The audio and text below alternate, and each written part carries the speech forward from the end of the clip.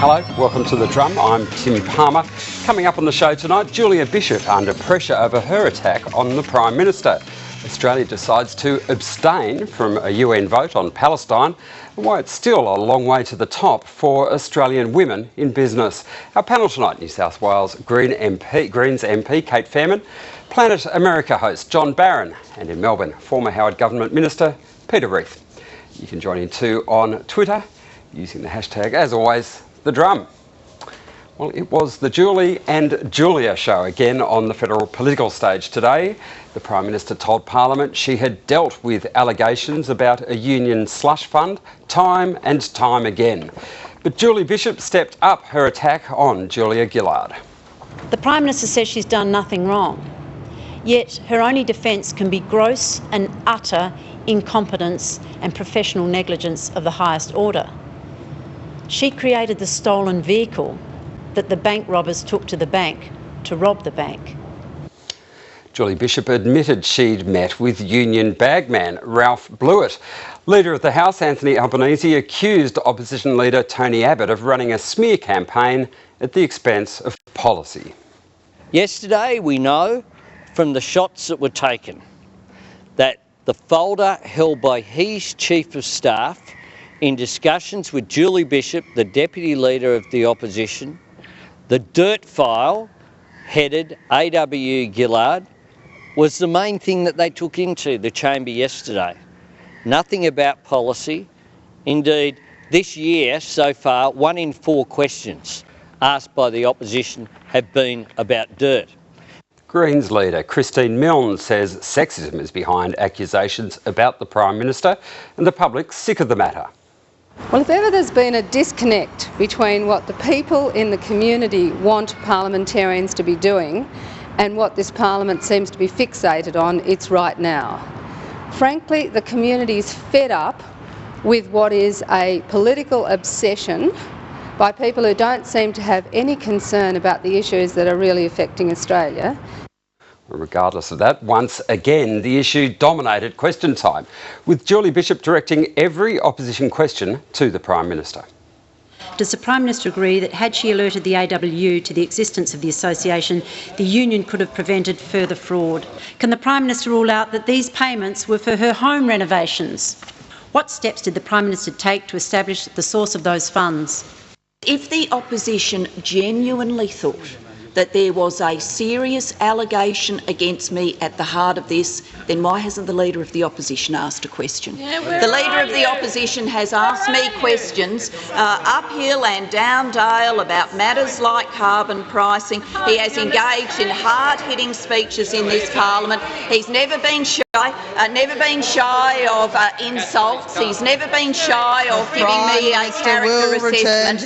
If the opposition genuinely thought there was anything serious at the base of this, then why doesn't the Leader of the Opposition have the guts to get up and do it himself? We know the answer to that. The Leader of the Opposition is trying to pretend to the Australian people that he is not the person holding this bucket of mud when he most clearly is. And he most clearly is doing that because he is incapable of producing a policy or plan in the nation's interest. By the end of the day, it was the Deputy Opposition Leader under fire, accused by Labor of suggesting that Julia Gillard benefited from a union slush fund. She clarified those comments in a media conference this afternoon. If people didn't understand what I said, they then asked a question shortly after and said, did you say that? And I said, I didn't say it in question time yesterday and I didn't say it today.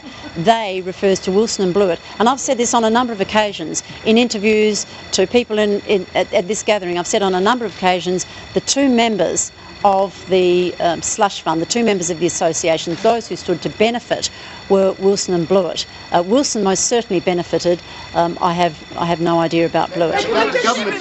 Peter Reith, the government's been asking the opposition to make clear what a direct allegation is. This morning it seems Julie Bishop does that and she blows it, it seems. Is that how you saw it? Oh no, I mean this business about Julie Bishop and what she said and what she hasn't said, it's just irrelevant basically. I mean the fact is there is a real issue here There are difficult questions that have never really been satisfactorily responded to, and quite frankly, they come on top of a whole lot of things that have happened with Julia Gillard as Prime Minister, which have basically undermined her credibility. She said there'd be no carbon tax, and she introduces one. She tells Wilkie, the guy from Tasmania, that she'd do something for him on the puppies, and she reneged on that. She dudded the guy. You know, she said she'd fix the mining tax. Well, let's keep to the specific issue, though, Peter, because you did say there were questions to be answered. Sorry, yeah, but you just got to put the whole thing in context. If you want to know why it goes on, it's because people don't believe her. And the reason they don't believe her is because there have been a series of policy decisions and the like which have set up the public's view about Julia Gillard. Let me bring you back to the question, though, Peter, because this morning what Julie Bishop said was that Julia Gillard and Wilson and Blewett wanted to hide from the AWU the fact that an unauthorised entity was being set up to siphon funds through it for their benefit. Now, when it comes to the crunch, she's got it wrong, hasn't she? Well, it was for the benefit of certainly of Wilson, and I just think she mentions the Prime Minister. I mean, you've got the government saying her position's untenable on the basis of this. It's fairly serious, isn't it? Tim, quite frankly, I think you're just falling for the Labor Party's line here. I mean, that Albanese, I mean, what did he say before? He said, oh, the opposition brought a file into the Parliament with AWU and Julia Gillard's name on it. Oh, shock horror, aren't they dreadful? You know, Julie Bishop talks to Mr. Blewett. Oh, shame, shocking. I'm just asking you to comment on Julie Bishop's own words here. I'll move on. Sorry, Tim, I have answered what you've said. I'm just saying they're irrelevant, and they don't provide an answer to the behaviour of Julia Gillard, which has raised questions about her trustworthiness, and that is her big problem, and it will continue to be her big problem. Did the focus of this change today, John Barron? Did you sense? Well, certainly there is ambiguity over who did she mean by there. Is it Wilson and Blewett, or is it Wilson, Blewett and Gillard benefiting from this so-called slush fund that was set up? So whenever you're coming out and having to explain what you meant or what you really said here, and people misunderstood me, so whenever you're doing that sort of a clarification, that does take the wind out of your sails. Now, was she caught out saying directly what the insinuation underpinning this line of attack is the whole way? Possibly. I don't know. As to Peter's point of credibility, there is certainly an issue there. That to a greater extent is probably, you know, the opposition doesn't necessarily know what might come out if client privilege is broken by the people at Slater and Gordon 20 years down the track. But there is this fundamental question. A certain proportion of the population believes that Julia Gillard is a liar, and whatever she's having to explain something that happened 20 years ago, a certain proportion of the population are going to believe she's lying about that as well. So it's a really interesting kind of phony war over this issue and the question of credibility, and interesting as well that Tony Abbott isn't prosecuting this phony war. He's sending Julie Bishop out because he doesn't want to be accused of sexism, as Christine Milne suggests. Is that the reason, Cate Fairman, or is Tony Abbott worried, as the Labor Party suggests, that this could become another Godwin Gretsch type situation, given that was Julie Bishop ill-advised to meet Mr. Blewett? Oh, absolutely. She was ill-advised to meet Mr. Blewett. I mean, and Julie Bishop should take responsibility for the fact that she got wrong during the press conference. I disagree with Peter Reith. That is a big issue that she got that wrong. You do have to wonder whether she said that deliberately to create the misconception or whatever, that Julia or that the Prime Minister was part of this. So you have to be very careful when you front a press conference and you're talking legal issues. Julie Bishop has, legal experience. She knows what she's doing. I think she would have been very careful with her words. So it's, I would say it's no mistake that she did that. She's backpedaling now, but it's out there, and those grabs are now out there, and the innuendo is out there after that. So I think it's definitely sexism as well. The opposition is very worried that Tony Abbott, of course, if he fronted this, would be criticised quite heavily for doing that. You could imagine if he was fronting up the last 2 days in the House. So Julie Bishop is doing it. She therefore has to take responsibility for all of her words as much as she's having a go at the Prime Minister for hers. Peter Reith, on the Blewett meeting, I mean, the line, I heard Corey Bernardi a few minutes ago on this channel say as well that this was just an incidental meeting. Julie Bishop said she just happened to be in Melbourne. She gets a call from Michael Smith, has a 10-minute meeting at a coffee shop. Should she have avoided that regardless? And is that line, do you think, going to wash with the public? Well, I mean, quite frankly, what is wrong with it? I mean, she may want to meet the guy to, get a sense of, what sort of person he is. I mean, he's been under pretty strong attack. I don't mind Julia Gillard getting stuck into him because, she's entitled to raise questions about him in the same way that he's raised questions about her. But, obviously, any attacks she's got on Blewett, she's got to substantiate. And I'd have to say, I didn't see all of it, but he was pretty good on the 7:30 report last night, I'd have to say. So, but no, I just don't think there's anything in it. I mean, the fact that you've met somebody, I mean, this is not a crime. I mean, Julia Gillard met Mr. Wilson. She lived with him. I mean, what are we supposed to say about that? I mean, give me a break. Why don't we just keep on the substance of this? And the substance of this is that... Well, I tried to, but you wanted to talk about a range of other things in history and not this matter. Well, can you explain this to me then? If we're not going to talk about the specific, apparently mistaken allegation that Julia... Well, I was just about to go to the substance of it. All right, well, I'll let you do that. But I want to ask you to explain this metaphor of creating the getaway car for the bank robbers. Creating a getaway car wouldn't necessarily be a crime in itself anyway, would it? Unless you knew it was going to be used for a bank robbery. And isn't that what we're down to? Well, I mean, it's just an expression to try and explain to people what is a pretty complicated set of circumstances. It didn't work for me. I'm asking you to explain it. Well, I mean, all I think she is saying, because it's fairly obvious, isn't it? Let's face it.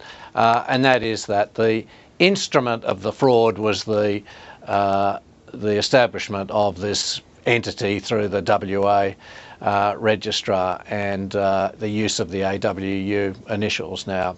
That was the instrument of what became the fraud. She says she had nothing to do with the fraud, but all the same, the fact is that Julia Gillard gave that advice and was involved in the paperwork that led to its incorporation. So, I mean, I just don't think you can't debate this issue, quite frankly, Tim, with the trivia to one side. The fact is, she was a lawyer. She worked she was a client, the client was the AWU. She was aware of the establishment of this particular entity. She says that she took instructions from Wilson and from Blewett.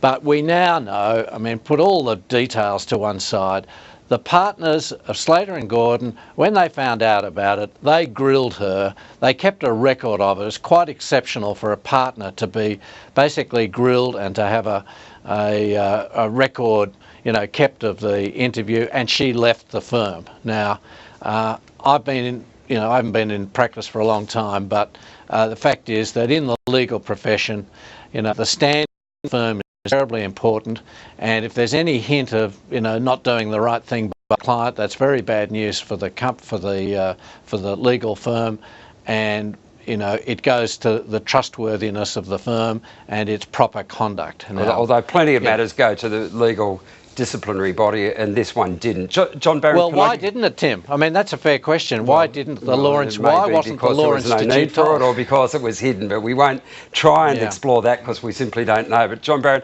over the last couple of weeks, there's been a waxing and waning of media interest in this. About a week ago, it gained a lot of momentum with the appearance of Nick Stott-Brown on the ABC. The release and discussion of the Cambridge diaries. Now we're starting to see some journalists drift off it again, lose interest in it, or Malcolm Farr and Paul Bongiorno simply call it there's nothing here, there's no smoking gun. Do you think that this cycle, that this is now again on the wane? This issue. It's sort of lapsing into a silly season story unless they can produce some evidence. It's one thing to say, oh, I smell smoke, there must be a fire for a few weeks or months. But ultimately, if there is nothing there, then the story will die away. If there is something there, then it'll bring down a government. But either way, we're going to either have to see it or we'll just forget about it come January. And I suspect it's going to be the latter, but we'll wait and see. The answer is we ultimately do not know at this point. Cate, politically, do you think this is going to reach any sort of resolution, or is it just going to be an attempt for those interested in the story to keep it running at this stage? I mean, we hope in some ways it reaches a resolution so we can all kind of move away from it. I mean, Julie Bishop has had 2 question times now with 8 or 9 questions in each question time. Still no smoking gun, as you say. Met with Ralph Blewett. He could produce no documents. Ralph Blewett was on 7:30 last night and was unable to say much at all. I mean, the public, I think, are looking at this with, I would say, extreme frustration, wanting the deputy opposition leader to be focusing on more, you would think. Yeah, but the public viewing it with interest still. I mean, you pointed out just before we came on air the remarkable figures in a Fairfax online poll, obviously the inaccuracies of those voluntary polls, but 67,000 respondents at this stage. Yes. 61% say the Prime Minister, as of yesterday and today, had put the issue to rest. 40% she hasn't. It's all fairly close, but 67,000 respondents. There are a lot of people who are caught up in this. It is a lot of people, but I think most people are watching it, obviously wanting to know an outcome, but sick and tired of the fact that it's actually there. I mean, any news story on an online media outlet, say Sydney Morning Herald, for example, that is going to be the most clicked, because I think people, maybe they're trying to work out what's going on for a start, but also, you know, it's a controversy surrounding the Prime Minister. Of course, there's a lot of interest. I mean, I was surprised by the number, I have to say, but I don't think people want this to continue. I think they do want a resolution, absolutely. They're sick of the negativity and the attacks, and they want to see our Parliament and the opposition in Parliament actually doing things constructive. A lot of them are waiting for the 3rd cricket test at the moment, this time of year. Well, when Parliament does move on, it'll be looking at the immigration issue, of course, because Shadow Immigration Minister Scott Morrison is going to visit Australia's offshore processing centres on Nauru and Manus Island next week. He says he wants to see for himself how things play out on the ground. Some months ago, I'd asked for the Minister to facilitate such a visit and to provide appropriate support to enable that visit. That offer was rejected. And so I've now made private arrangements to ensure that I can undertake these visits a little later than I had hoped, particularly as these matters were being considered in the Parliament. But given the events, particularly on Nauru in recent times, then it is, I think, probably more important than ever to be there seeing firsthand how things are playing out on the ground. Coalition's due to introduce its private members bill this week to restore temporary protection visas, and the government's legislation on asylum seekers was also being debated today to excise the entire Australian mainland from our migration zone. The Greens have condemned that as ludicrous. This piece of legislation will not save anyone's life. It will not help protect and care for refugees. It won't stop boats from coming. All it will do is contribute to the dog whistle and the race to the bottom between Julia Gillard and Tony Abbott on who is nastiest and toughest on refugees. Peter, excision of the entire mainland, you'd have gone for that, wouldn't you? Well, I don't think I was there when it happened, but I mean, I think it is true that the Howard government put it up and Labor opposed it. Now they're doing it, like many other things.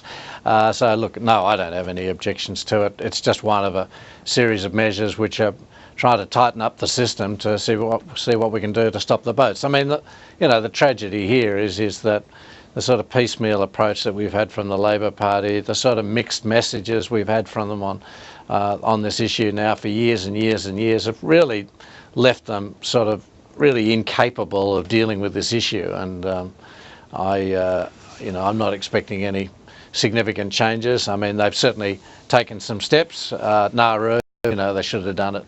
Well, they should never have closed it in the first place, let's face it. So, they've started to move in the right direction where they've got some proper legislation, fair enough. But, the horse has really bolted on this issue, and it all goes back to 2007, 2008, when the Labor Party abandoned the scheme that worked, and now they've put it back together again. It's a disaster.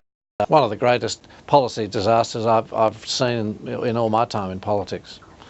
Cate, is that how you see the disaster? I mean, here we have Peter's right to the extent that it's almost an exact reconstruction at the moment, isn't it, of what was there. Does it make any difference at the moment, actually, for the opposition to have a private member's bill on TPVs, the way things are going? I mean, yes, it is a complete disaster, and that's because both Labor Party and the Liberal Party now want to have their refugee, their asylum seeker policy all focused around punishment, right? This is what they're trying to do. We see it with Tony Abbott and his language around illegal, he says, illegal maritime arrivals. I mean, we know, for example, in Nauru, we've heard the Amnesty International report. Scott Morrison wants to go there and see how it's playing out on the ground. I mean, what's he going to do about that? The fact that that's fair enough, isn't it? Unless you see it as totally a publicity stunt. He went to Malaysia from memory, and surely that was informative for him. Going to be more compassionate as a result. I mean, there's 386 men in what is essentially a gravel compound, 2 Olympic swimming pools long and 3 Olympic swimming pools wide. That's what these men are in. I mean, what Scott Morrison is going to do visiting there to see how it plays out on the ground, I don't know. He wants them to remain in Nauru. Surely you'd want him to see that. Surely the government would want him to see that. Why wouldn't the government actually sponsor his efforts to get there? He knows very well what the conditions are like in Nauru, and I'm sure he knew what they were like under the Howard government as well. I think the government should have allowed Scott Morrison to go there, to begin with. I don't think he should have had to find his own way there. But, $350,000 it costs for us to keep people in offshore detention, around $150,000 in onshore detention, even cheaper in the community. I mean, it's an absolutely insane policy. Yes, it's one of the worst policies ever, and it all started with the John Howard government dog whistling to the One Nation voters. It did, Peter. You know it did. No, you just can't. I mean, look, you're so biased. You can't even let Scott Morrison go to Nauru. Peter, let me put that question to you. If you were to go to Nauru, we've seen you go overseas to get a taste of the experience of people in this situation. Do you think Scott Morrison is open to a change of mind, a change of heart, given the kind and he's likely to confront it, Manus and Nauru? Well, I mean, you can't expect him to, go to Nauru and come back and say he wants to change the policy. But I mean, why shouldn't he go and see what's actually happening on the ground? I mean, you do learn from being there. Sure, it may not go to big policy issues, but I mean, governments and opposition have an obligation to get around and understand what's happening, on the ground, see the circumstances, firsthand. I mean, why do politicians have to rely entirely on bureaucrats to tell them what's happening? So, no, I mean, look, it's just not a big issue, but he's going. It's good that he's going, and, it's just a shame because the whole situation, because, basically by the time the Howard government had left office, there was virtually no one on Nauru, and of course now, we've got more people there. They're going to be there for 5 years, apparently. I mean, I don't think we had that in the Howard government. As with the Howard government, presumably they ended Australia. All right, well, we'll move on anyway. Well, Australia, they got a job as well. You could get a job under the Howard government as well, not with Labor, no. Right. Australia will abstain from a vote on whether the Palestinian territory should be granted observer status at the UN. The vote's due later this week. The Prime Minister made the announcement in caucus today. Some Labor MPs wanted to back the Palestinian bid, with Doug Cameron from the left saying that would support peace. Abstaining from the vote puts Australia in a different position to Israel and very likely the United States. But Foreign Minister Bob Carr says it shows we still endorse a two-state solution. It's a strong Australian decision to say we support a Palestinian state. This won't achieve a Palestinian state. In fact, some people think it may set it back. I'm more optimistic. But that can only be achieved by a negotiated two-state solution with security guarantees for Israel. But this has become widely seen as a referendum on the idea of a Palestinian state. And if we voted no, it'd be widely interpreted as us not supporting Palestinian nationhood in any context. John Barron, there'd been one MP quoted in the papers today suggesting there was more happiness in caucus about this issue and about the government pursuing the Prime Minister's preferred option of voting no at the UN than there actually is over refugee policy at the moment. I don't know if that's the case, but this looks like a resounding roll of the Prime Minister, isn't it, from the left and others unhappy with our approach under Julia Gillard's Well, certainly it would seem, coming so soon after the conflict between Hamas and the Israelis, that's heightened passions about this, and some genuinely believe that this is a observer status that has traditionally for nation states has been a step towards full membership of the United Nations. Switzerland was an observer until only about 10 years ago, and the Vatican hasn't got past that. No, the Vatican hasn't, but neither has the International Committee of the Red Cross. They're observers as well. The PLO has been an observer since the early 1970s. So you don't necessarily, this is not necessarily pathway to statehood, but a lot of people believe quite passionately that this is an important step forward and maybe a way of kickstarting the direct talks over the possibility of a two-state solution, which unfortunately at the moment most international observers is saying are as far away as it's ever been, and that what we've seen in the last couple of weeks is testament to the fact that there is this uneasy status quo that is just going in this cycle of a few years. It'll settle down and then it'll flare up again and then it'll settle down again. But as for real progress, there's been a slight easing or a pledge to ease the sanctions on Gaza slightly, but otherwise what's been achieved. So yeah, this is a really interesting issue that I think people feel particularly strongly about, but also it's only observer status. I think the International Olympic Committee is also sitting in one of those observer chairs, so maybe they're not as coveted as all that. Cate Fairman, it's likely the vote will get up in the abstention camp among the fence sitters, probably we think at this stage Britain, Germany, Australia sits there. So is that a reasonable place for Australia to be? What would the Greens have done? Well, we would have supported the bid, absolutely, and it's weakness on behalf of Julia Gillard. I mean, we've just got the recent position on the Security Council. This was an opportunity for her to show maturity and leadership on the international stage. And there's, I think, 132 nations that recognise Palestinian statehood. The fact that we are still so timid on this issue, that abstention is seen as a big, as you, I think, said, a big role for the Prime Minister, isn't good enough. We should be able to differentiate ourselves from Israel on this and support the rights of Palestinians. For example, during the recent conflict, the statements of the Prime Minister that seemed to indicate that all of the violence was coming from Hamas and coming from Palestine weren't good enough either. They were disgraceful, actually. It was calling on the violence to stop towards Israel. I mean, those types of statements, aren't helpful. I think she should be showing much more leadership now that she's, she should be showing much more leadership and just displaying some independence from US policy.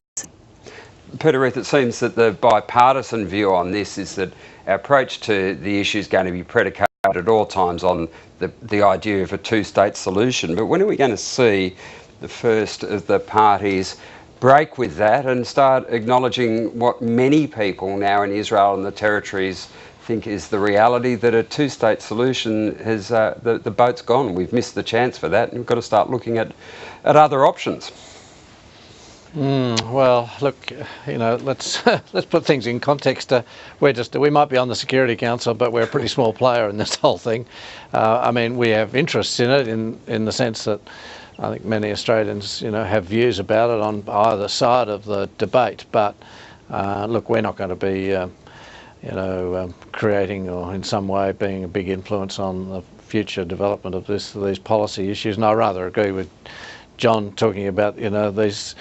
Look, all my political life, I can remember, it cools off for a little while and then it's all back on again. It's been an issue for a very long time, and I think it's going to be for a very long time in the future. I think it's wrong to say an abstention or voting this way or voting that way, means the same as it would mean if you were, in a kindergarten committee. I mean, the diplomats, they have, secret meanings for where you stand and what you say at any particular time.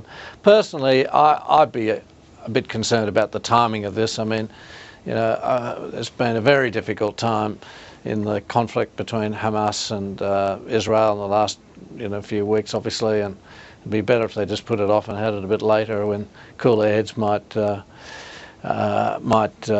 prevail. But as for Julia Gillard, well, actually, one of those policy areas where I think she's a bit better than I would have otherwise expected is that she has been reasonably firm in support of Israel, and if she has backed off here. I think that's a bit of a bad sign. It may well be. I think that's probably a fair comment to say that some in the left are more interested in this issue than in the asylum issue, mainly because they're so embarrassed at where they are on the asylum issue. They've just sort of given up fighting on it. So I think that's the explanation. But well, we'll just see what Julia Gillard's going to actually do in the end, and what she's going to say about being rolled or otherwise. You may be right. Just 8 months after a resounding election win, things aren't going quite as planned for Queensland's Liberal National Party. The state government's battling discontent within its ranks. Member for Urungapilli, Carl Judge, crossed the floor today in Parliament after being banned from a party room meeting yesterday. He was asked to declare his loyalty to Premier Campbell Newman and the LNP. Now there's speculation he may become an independent. Over the weekend, another MP, Ray Hopper, announced he was leaving to join Bob Katter's Australian Party. That defection came only days after billionaire Clive Palmer resigned from the LNP. Peter Reith, I think it was on this program that you were the first to label Peter Sleeper a Liberal rat. You got a few rats in the ranks now, but this idea that an expression, a written statement, a rather Soviet idea, this idea of a written statement of loyalty was going to be expected from Carl Judge before he was let back into the party room. Didn't really work, did it? No, it is a bit different to the federal one, though, isn't it? Because in that case, Slipper, he was lured, across to the evil side, whereas these guys have said, we've had a gutful of you and we're going. It's a slightly different situation, but actually, look, it might be a positive for Campbell Newman in as much as, I don't know what the feeling has been in that party room, but I suspect he's been pretty busy getting on with running the stuff and not spending a lot of time of,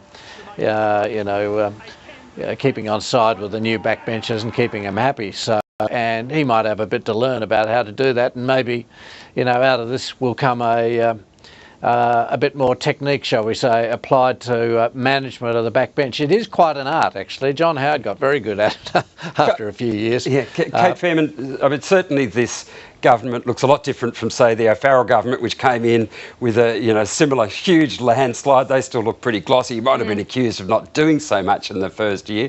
But Campbell Newman's come in and done a lot, had all these job cuts.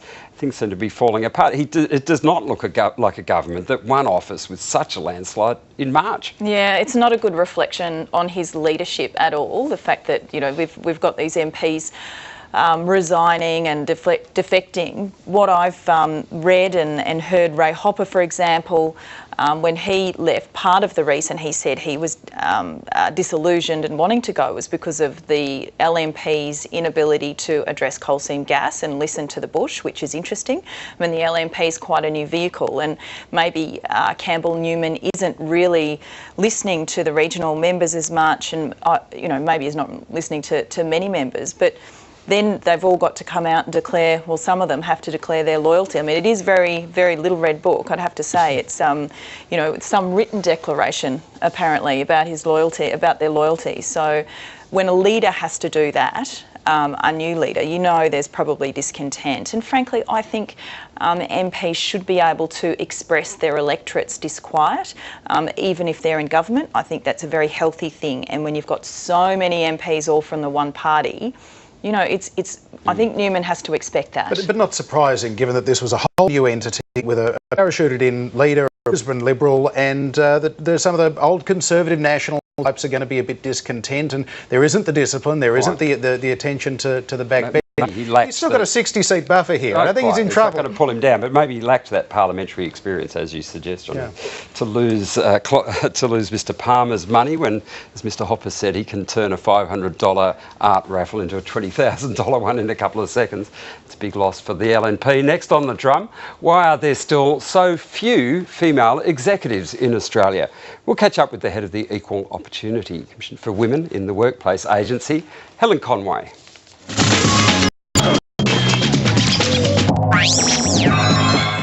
writer, comedian and clinical psychologist Pamela Stephenson grew up in Boronia Park. In this special 1+1, she describes how her life has been about doubt, survival and helping others to heal. In a relationship where you're with a celebrity, there's probably 3 people in that relationship. That's Pamela Stephenson on her husband, Billy Connolly, managing her life and careers. 1+1, Friday on ABC News 24. Michael Palin's latest journey is coming to an end, but not before he rubs shoulders with Brazil's rich and famous.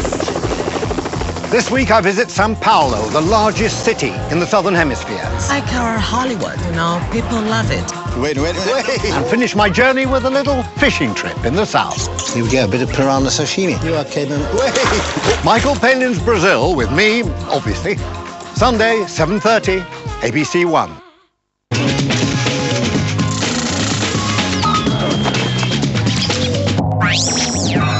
A new study has some troubling news about the representation of women in corporate Australia. The latest census of women in leadership says 2/3 of ASX 500 companies have no female board members and just 12% have a female CEO. The Equal Opportunity for Women in the Workplace ASC carries out the census every 2 years, and its director Helen Conway is our guest tonight. Helen, welcome to The Drum. Thanks, Tim. The board figures have been closely studied over the years, and I think there was a 2% increase over the last 2-year term, but it appears you'd be more worried at this stage about senior management positions than the actual board representation. Why is that? Well, I think you're right. I mean, where we see the improvement is in the top 200 listed companies where we see more women on board. So in fact, the improvement is from 8.4% in 2010 to 12.3% this year.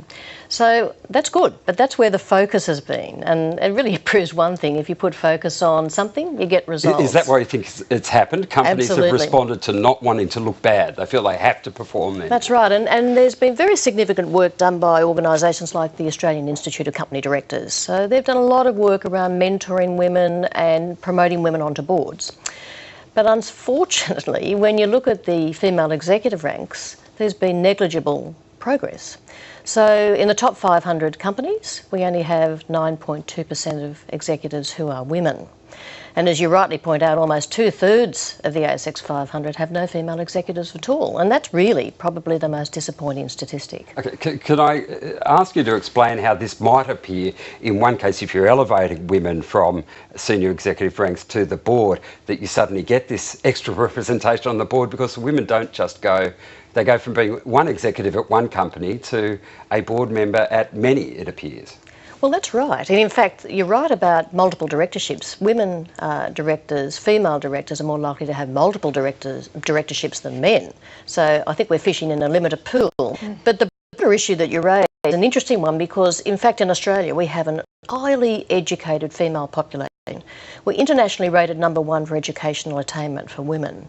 So we have a large pool of talented women. We just need to expand people's horizons so they tap into that pool, and that's not currently happening. The bottleneck, you say, is retention.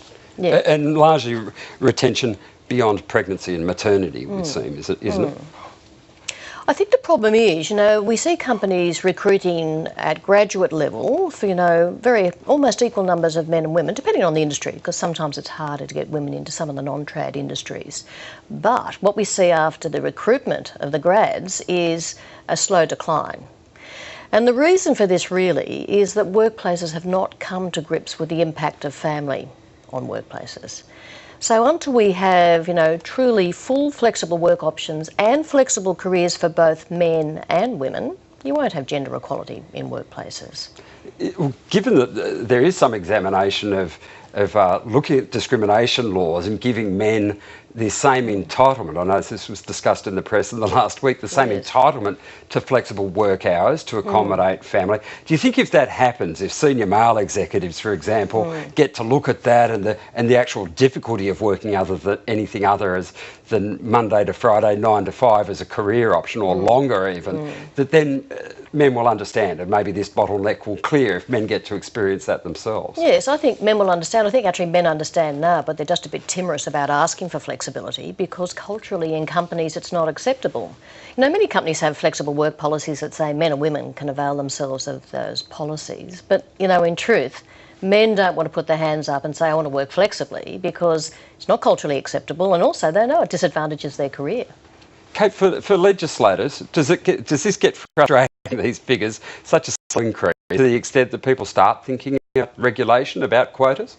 I think we have to think about regulation in all of this. I mean, there's only so much that I think any board or company will do. We see that with a lot of, for example, pollution or a lot of things.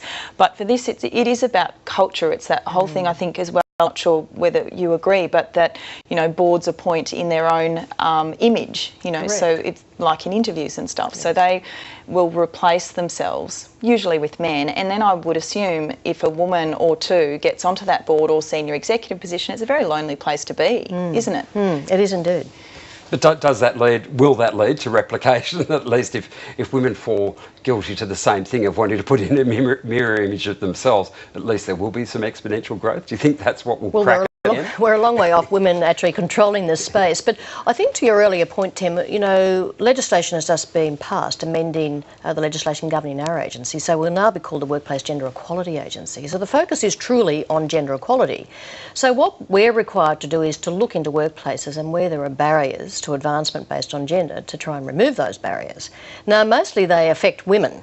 But of course, for men, we see that they're very badly affected in the area of flexible work. So if we can get men able to exercise those options, have flexible work, change the culture in companies, you will see progress in gender equality in workplaces. But it's all about changing those cultures. Let's hope in 2 years when we come back with the next report, we see that progress and the barriers come down. Thanks very much for joining us, Helen Conway. Thanks, Tim. That's all for The Drum. Thanks to the panel too, Cate Fairman, John Barron and Peter Reith. Join us again same time tomorrow night. See you then. Good night.